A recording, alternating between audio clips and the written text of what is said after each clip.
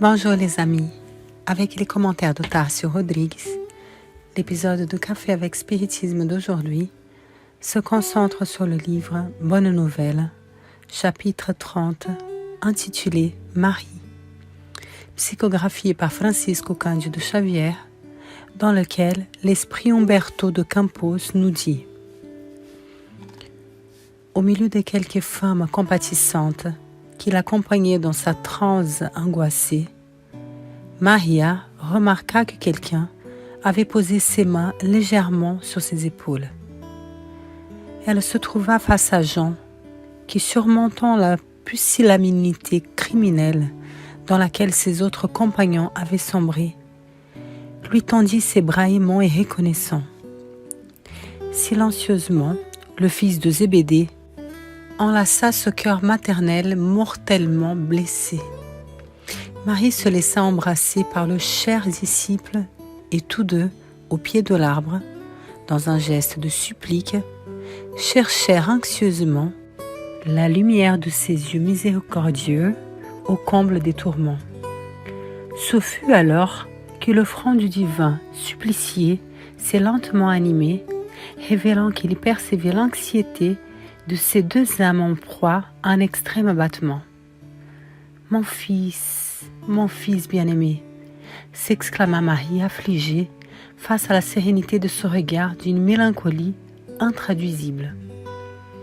Le Christ semblait méditer au plus fort de ses douleurs, mais comme s'il voulait démontrer au moment ultime la grandeur de son courage et sa parfaite communion avec Dieu.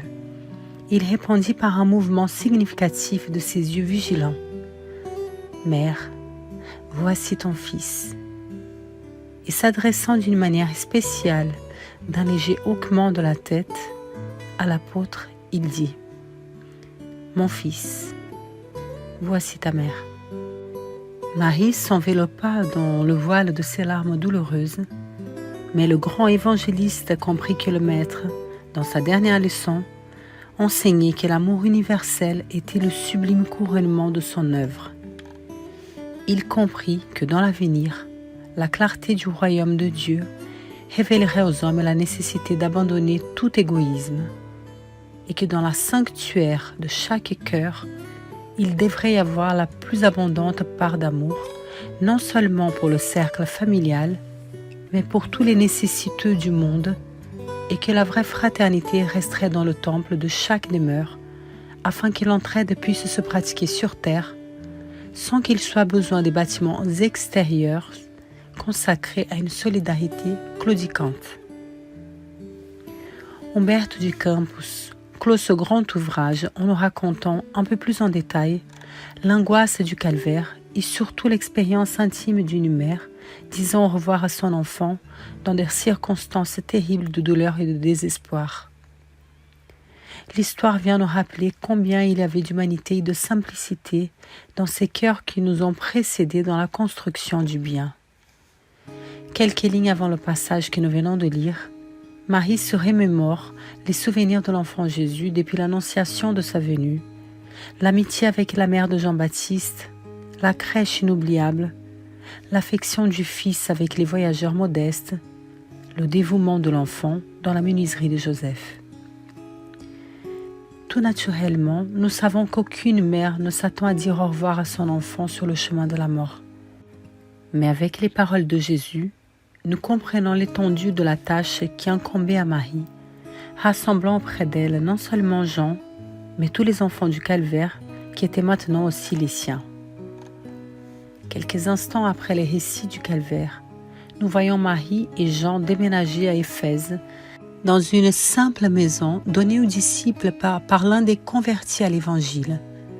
Et là, ils restent au service des malades et des désemparés, comme nous les voyons dans le livre à l'occasion d'un homme affligé qui cherche cette mère en disant qu'il a été abandonné dans la vie sans savoir comment surmonter ses propres difficultés. Et Marie lui a adressé le regard aimant de sa bonté, laissant transparaître tout le dévouement tendre de son esprit maternel. « Cela aussi passera », lui a-t-elle dit affectueusement. Seul le royaume de Dieu est assez fort pour ne jamais disparaître de nos âmes en tant que réalisation éternelle de l'amour divin. Et enfin, cette mère reçoit la visite du Maître lui-même, lui annonçant son retour dans la patrie du bonheur après la tâche accomplie et de son départ.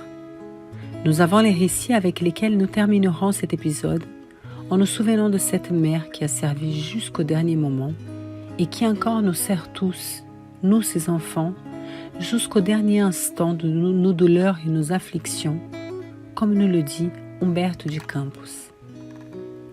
Quelques instants de plus et son regard découvrit une autre foule attachée par des fers dans d'obscurs cachots.